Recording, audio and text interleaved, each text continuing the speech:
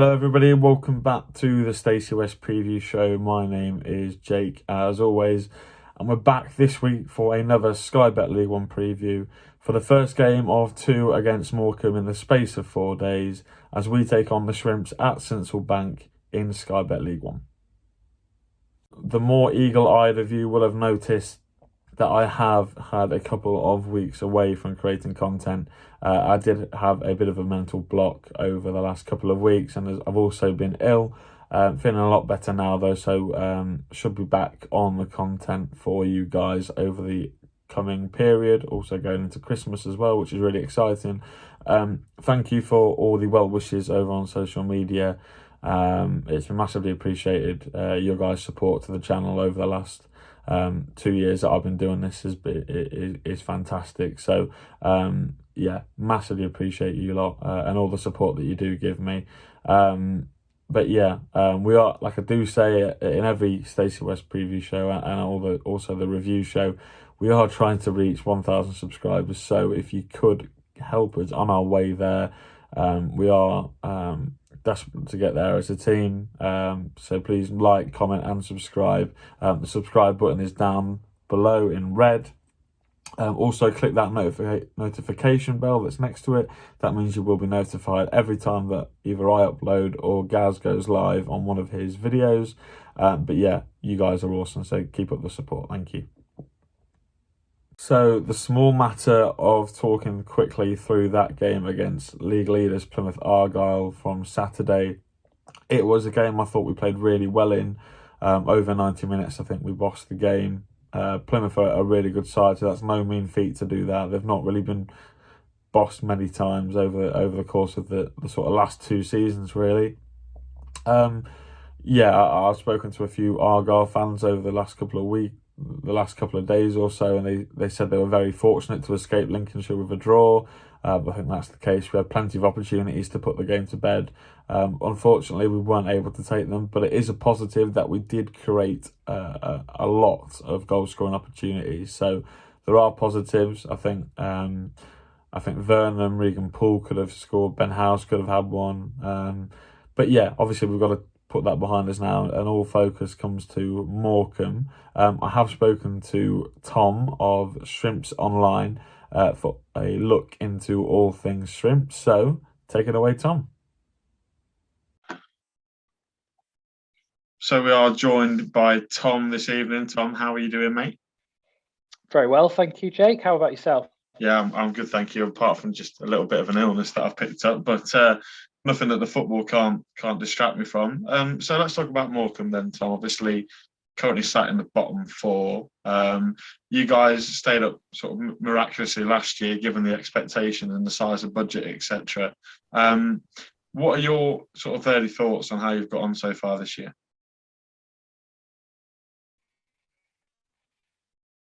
To be honest, quite similar to last season. It's not too dissimilar to what I would expect, given the challenges. For example, the budget, the fact that we are side we are, and League One being a very tough league, we are kind of there or thereabouts where I'd expect. It is challenging, and the fact that I've maintained that if we can still be in the hunt for survival come the other side of Christmas, then I think we'll be in a good shout, and I think we've got a very good chance of staying up, despite what the bookmakers will say about Morecambe. Yeah, I agree. I think you guys are definitely not. It's not over until the fat lady sings. Obviously, given Fleetwood stayed up on 40 points last year, so that miraculous things can happen. What about Derek Adams then? I know obviously that the comments that he came on to after the Pompey game, I think it was, about the budgets, etc.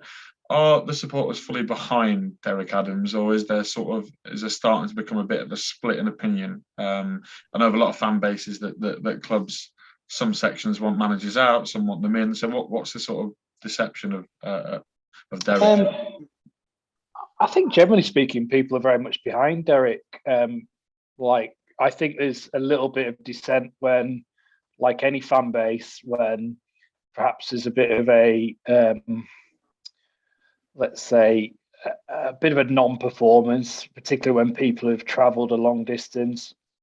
The situation we've got at the moment, we're all looking at the money that we're making to make these long journeys, and when there isn't a performance from the team, people do get disgruntled. But I think overall,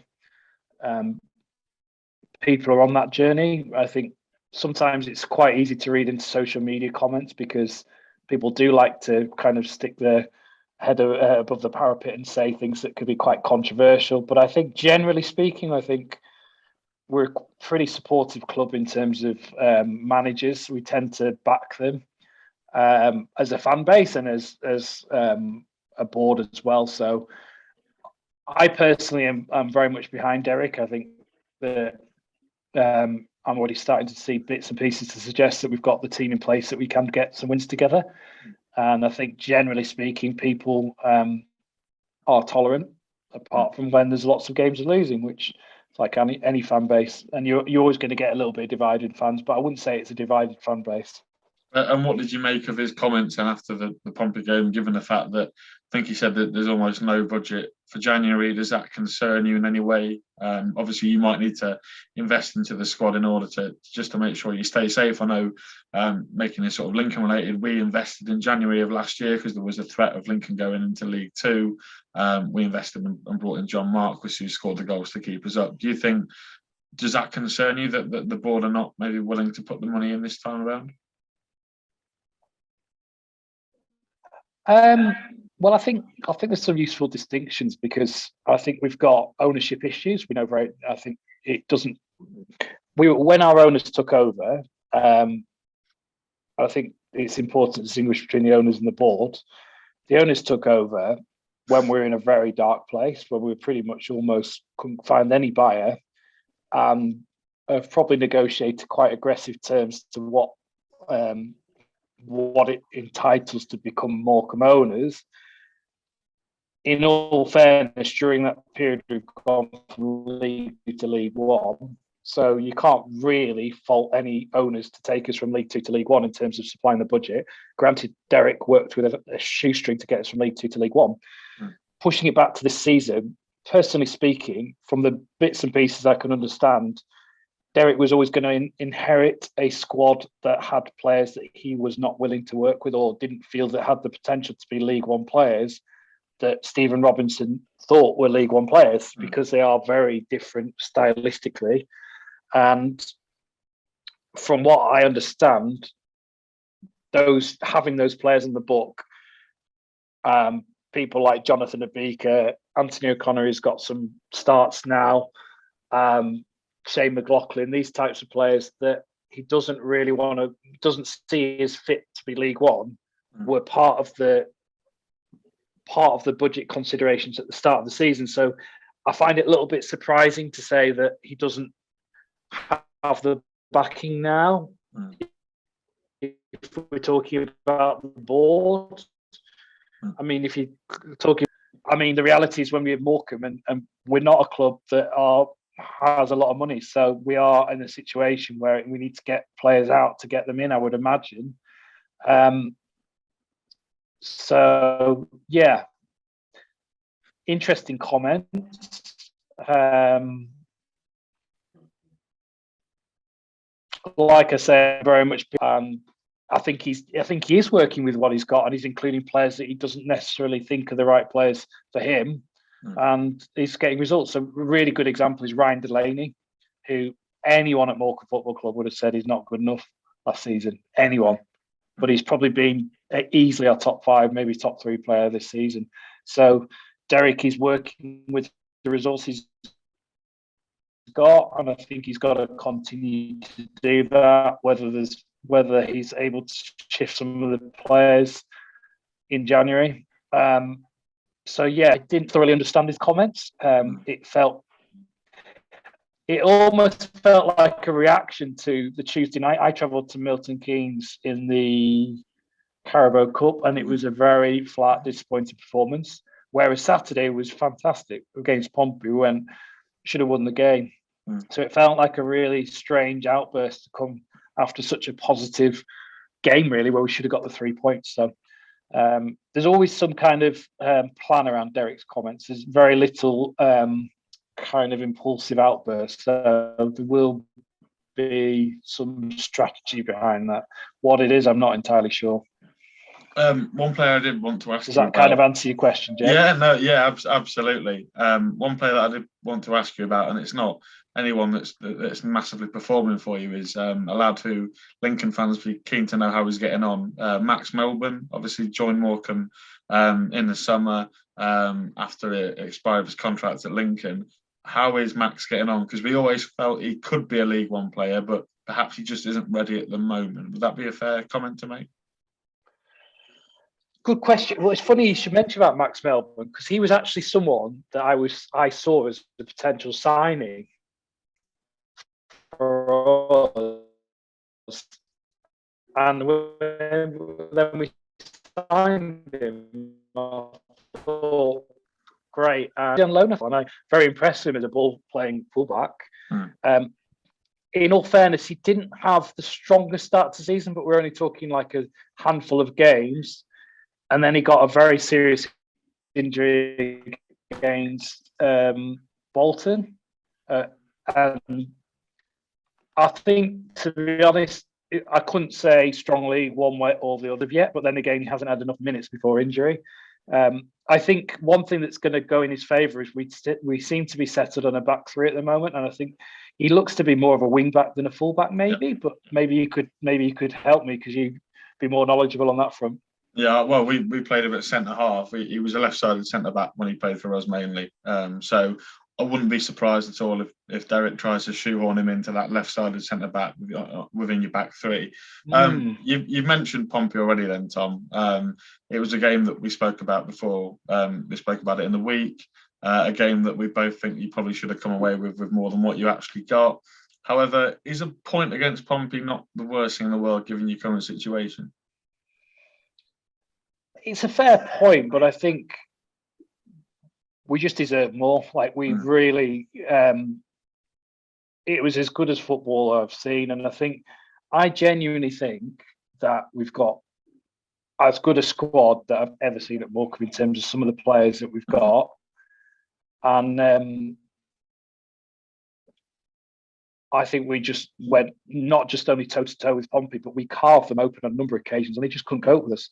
Some of the football that we played, we just couldn't take the chances. So you're right, it could be an element of their Pompey, we're Morecambe, but we're on a home turf. We're not easy to beat on a home turf. I'm okay with a draw, and we're starting to get a run of results, but I do genuinely feel disappointed we didn't get 3 points, because I think we're always going to be up against it in this season, because I think compared to last season, you had Doncaster, you had Crewe, Gillingham. Crewe and Doncaster were particularly poor last season, so they were two almost freebies. I don't think we've got those kind of level of underperforming sides this season that we can rely on to stay up. So we need to beat. In games like that, we need to take the 3 points. And so ultimately, I'm disappointed, because it would have meant that we're getting close to outside the relegation zone. And we thoroughly deserve to win. I think Pompey fans said the same, which is encouraging, but we still need the points.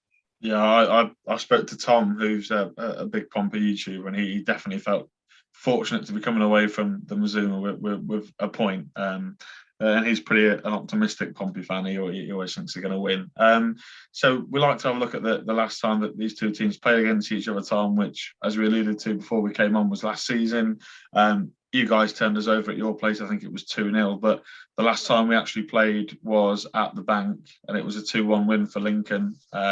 Morgan Whittaker and Cohen Brown were getting the goals for Lincoln. And then Diaraga, if that's how you pronounce it, scored a really good left-footed strike from outside the box, I can remember. Just call him Toombs. Toombs, it's easier. Toombs is easy.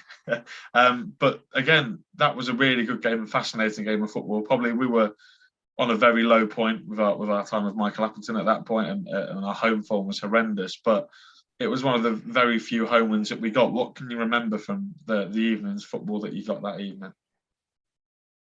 Well, I was actually watching significantly significant altitude on my honeymoon, just about to go to Machu Picchu the following day, and I was watching on my phone on iFollow, so I didn't perhaps get the best version of the game. But from what I remember, it was really a game of two halves. Like first half, we were just appalling, and you just dominated us. From what I can remember, and then second half, we really should have got ourselves back into it. I can't remember. I remember team scored that goal, but I just remember I can't remember the exact chances, but I feel like we just spurned a few chances that we should have scored, and in the end, should have come away with a draw, maybe. But maybe you can enlighten me. I can't remember that well. I remember the home game reasonably well because it's one of the games we actually won. But yeah, and again, it was on a tiny phone, so I might not have been of the best opinion for it. But it felt like a good end-to-end game of two halves, from what I can remember. Yeah, I think you guys probably missed a few clear opportunities that maybe this season you might score. It might be interesting. Now, Tom, as someone who's very sort of well known around the EFL, like you are, obviously listening to the podcast that famously put us to finish bottom of League One this season, which we don't like to talk about. What have been your early what have been your early thoughts on Lincoln so far this year? Obviously, we're sat 13th at the minute. And we could potentially go up to 9th if we win our games in hand. But are you surprised to see us sort of higher up in the table than what maybe you would have anticipated? Difficult one, really, because it's a bit of an unknown quantity. When you're getting a manager from overseas, you don't. It can go one of a couple of ways, really, and some interesting signings over the summer. I want to say Padraig O'Connor. I always think he's been a good part. It's Padraig, isn't it? Paudie O'Connor, who until recently I thought was actually Anthony O'Connor's brother, and then someone actually corrected me. I've always rated him. Who else? Jack Diamond. I thought losing Scully would be Jack Diamond. Very good player. Remember him? I think he was on loan at Harrogate.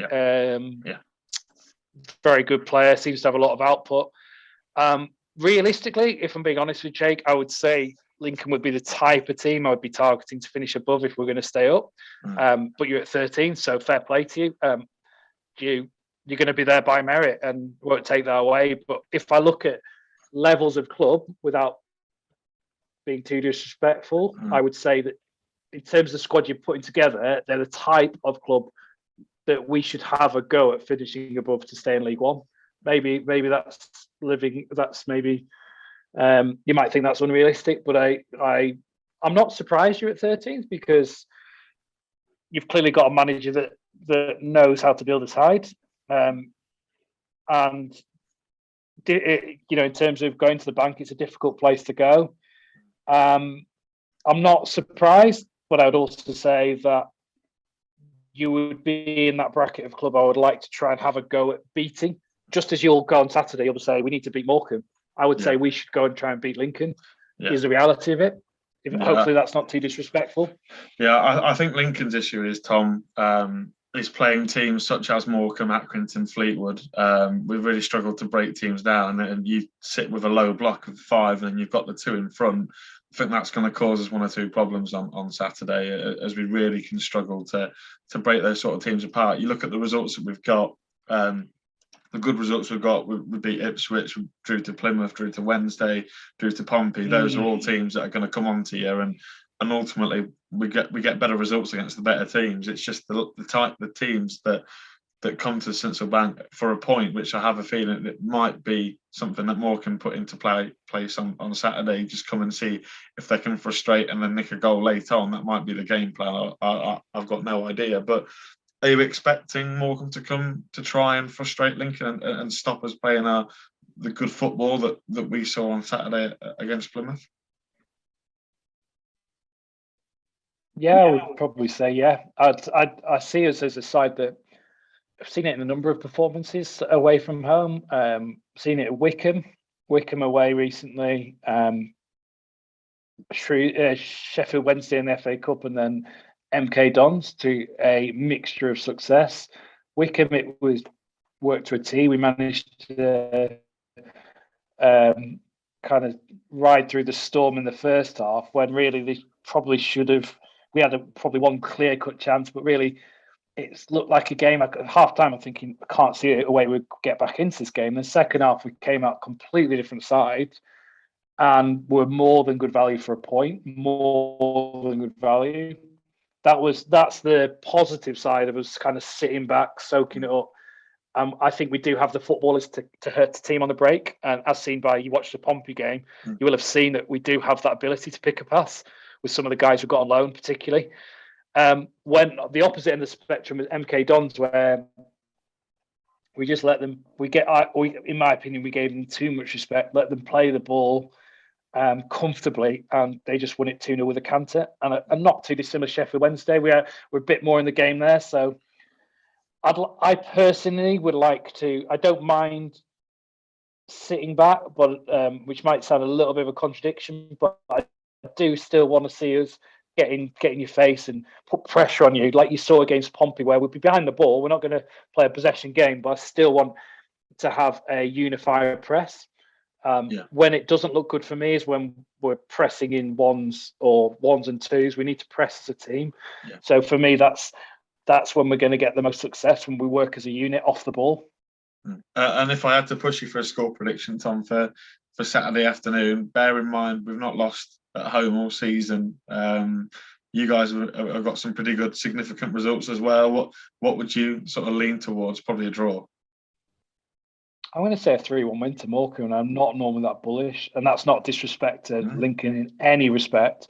I just think we're due a performance where things are just going to click. Maybe even a 3-2 or something like that, because we're always due to concede. But I just think I've seen us be very Jekyll and Hyde, and I think we, as you pointed out, the Plymouth, you said Sheffield Wednesday, Ipswich have been your better performances. Whereas actually, if we can sit, soak up, get the right players to hit on the break, I think we've got enough now that we can hurt sides. It probably rose-tinted glasses on here, but I do think with the players that we've got, we could be in a little bit of a false position once it clicks. I think we've got some very good technical players.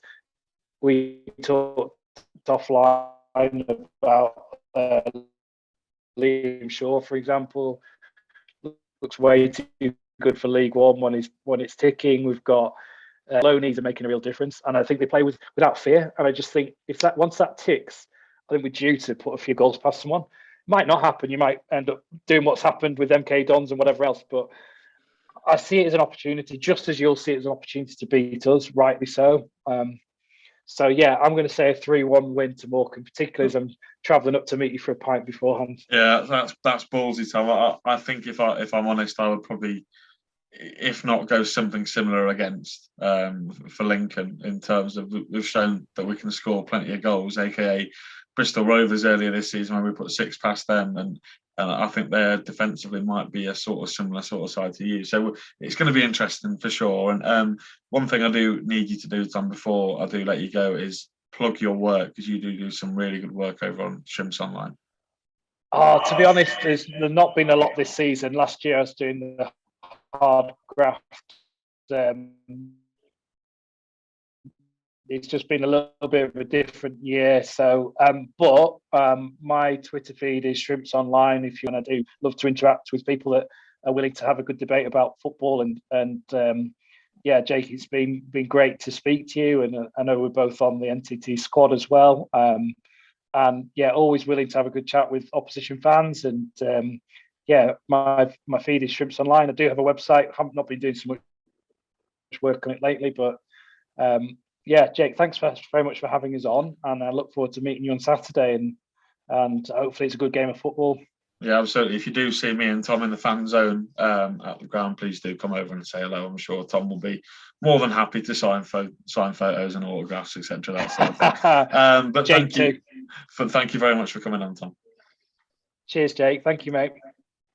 Thank you ever so much to Tom for coming on the Stacey West preview show. Some really good insight from him there. But that does bring another episode of the Stacey West preview show to a conclusion. Thank you if you've stuck around to the end to see this. As I do say, we are trying to reach 1,000 subscribers. So if you could give us a subscribe, tell your friends all about us. That would be massively appreciated again. But we will see you next time for the West End Imp Show on Sunday, as me and Chris are back on the horse, looking to hopefully be discussing a win against Derek Adams's Morecambe side. So until next time, thank you for watching and up the Imps.